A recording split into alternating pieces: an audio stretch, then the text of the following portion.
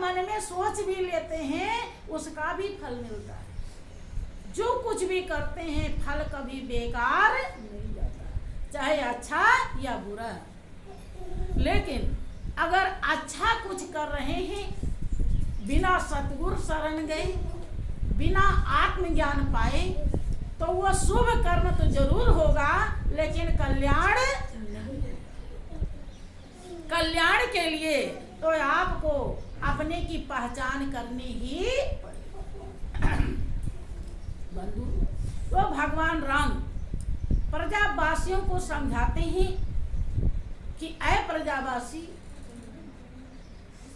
मैं जो कुछ भी कह रहा हूँ नीति पूर्ण कह रहा हूँ, नीति के विरुद्ध कोई भी बात नहीं कह रहा हूँ। और सुनिए, वही करिए जो तुम्हें अच्छा लगे। यहाँ तक कि अगर मैं नीति के विरुद्ध कोई बात जो या नीति कछु भाखों भाई और तुम वही बरजो भय बिसराई, बिना भय के, क्योंकि ये मत समझना मैं राजा हूँ, मैं तो तुम्हारे कल्याण के लिए, तुम्हारे उद्धार के लिए जीवन की यथार्थता सच्चाई समझा रहा हूँ। अगर तुम्हें लगता है कि मैं कुछ गलत कह रहा हूँ तो बिना भय के मुझे रोक। लेकिन आगे क्या कहते हैं कि सोई सेवक प्रियतम मम सोई और मम अनुशासन माने। इधर तो कह दिया कि बिना भय के मुझे मना कर देना, और यहाँ क्या कह रहे हैं कि वही सेवक है और वही सबसे ज्यादा प्रिय है जो मेरी आज्ञा को मानेगा। और आज्ञा क्या है, कहना क्या चाह रहे हैं कि बड़े भाग्य मानुष तन पावा और सुर दुर्लभ सब ग्रंथन। के प्रजावासी, आपकी जो जिंदगी मिली है मनुष्य की, ये बड़े भाग्य से मिली है, क्योंकि आत्मा की प्यास बंधु इसी जीवन में बुझ सकता है, अगर आप बुझाना चाहें तो। इसके अलावा और कोई भी जीवन नहीं है, कोई उपाय नहीं है, क्योंकि मनुष्य ही भोग यौन और कर्म यौन दोनों है। आप भोग भी भोग सकते हैं और कर्म करके मालिक तक पहुंच सकते हैं। के साधन धाम मोक्ष कर द्वारा और पाए न जहीं पर लोक समारा, ये मुक्ति का दरवाजा है।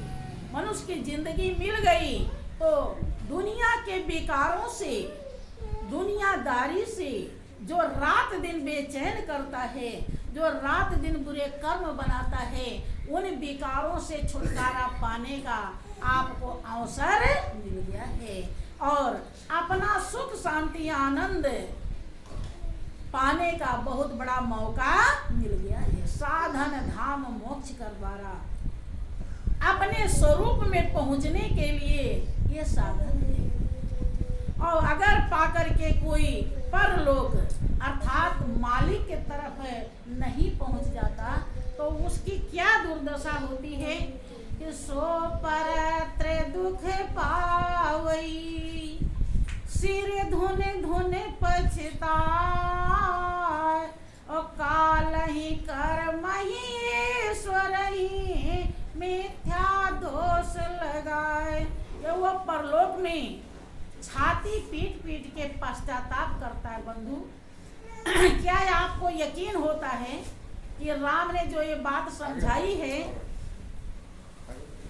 श्री सच्चिदानंद भगवान की जय, क्या आपको विश्वास है जो राम प्रजावासी को समझा रहे हैं कि अगर मनुष्य की जिंदगी पा करके आप मालिक तक नहीं पहुंच गए तो छाती पीट पीट के पश्चाताप करना पड़ेगा।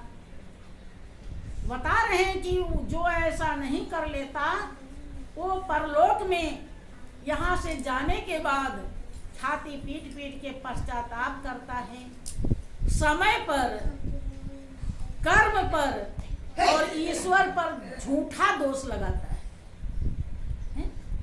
क्या ये राम की बात आपको सही लगती है? लगती है कि नहीं? नहीं।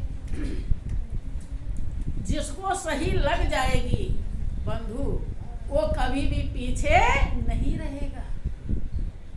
ये खाली आप कह दे रही हैं। जैसे जिसको ये पता चल जाता है कि जब मरना ही है, कि अरब खरब लो संपदा उदय लो राज, और तुलसी जो निज मरण है आवे कौने काज। जिसको ये समझ में वास्तव में आ जाता है कि जब मरना ही है तो वो नॉर्मल हो जाता है बंधु, वो हाय हाय करना बंद कर देता है। बस वो उतना ही करता है जो उसका कर्म है। कर्म पर अधिकार रखता है, फल पर अधिकार नहीं रखता है। कर्म करता रहता है, जो मालिक दे देता है उसमें खुश हो जाता है। ये हर किसी, सभी कहते हैं एक दिन जाना है, लेकिन ये गले के नीचे सही में बात नहीं उतरती। कह रहे अभी तो थोड़े बहुत, पता नहीं कब जाएंगे, जब जाएंगे तब देखा जाएगा। ऐसा मन कहता है।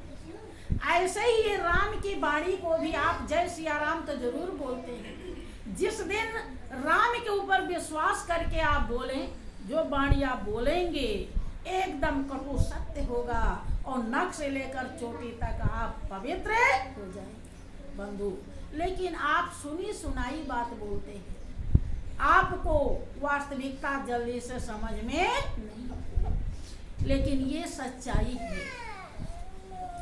अगर अब से हमारे अंदर सुधार नहीं हुआ तो एक नहीं सभी महान पुरुष कहते हैं कि मानुष जन्म अनमोल रे और माटी में न रोल रे। अब जो मिला है फिर न मिलेगा, कभी नहीं कभी नहीं कभी एक बार।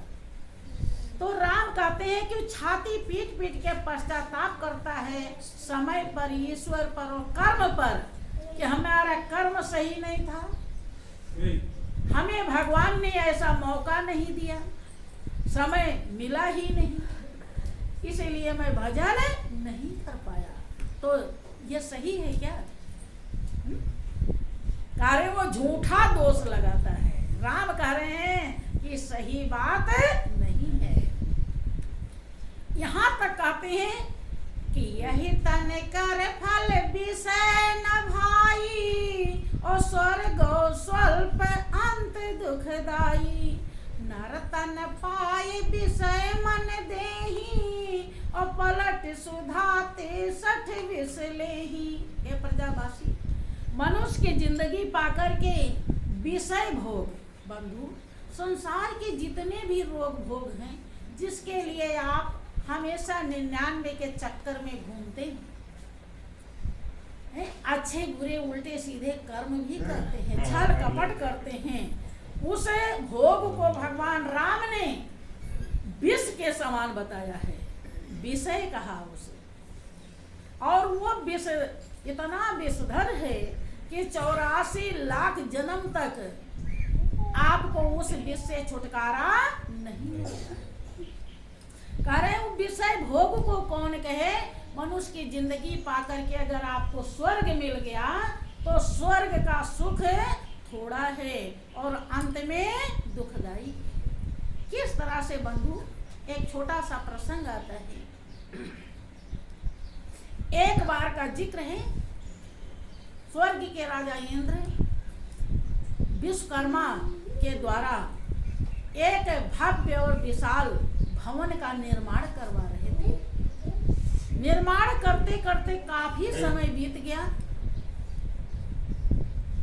विश्वकर्मा एकदम ऊब गए और महल बन के, भवन बन के तैयार हो गया, लेकिन इंद्र उन्हें छुट्टी नहीं दे रहे। विश्वकर्मा बहुत परेशान हो जाते। उन्होंने सोचा कि इंद्र जाल से कैसे छुटकारा पाऊं, क्या करूं।